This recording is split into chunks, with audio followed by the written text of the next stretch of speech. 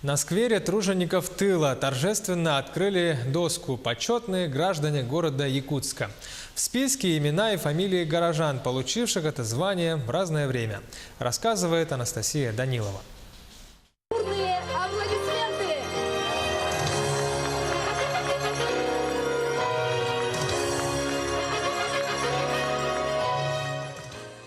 Не просто имена, гордость Якутска. На доске почета фамилии губернаторов, ученых, олимпийских чемпионов. Вручали нам праздник Дня города был, значит, театра оперы и балета.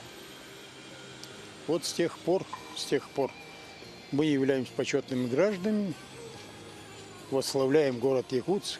Архитектурное сооружение представляет собой деревянную конструкцию, на которой установлены 4 металлические доски. На них нанесены имена и фамилии 94 почетных граждан Якутска, получивших это звание в разные годы. Для пополнения списка именами будущих почетных граждан останется свободное место. Открыли доску наших почетных граждан, почетных жителей города Якутска. Хочу сказать о том, что на завершающем заседании сессии буквально вчера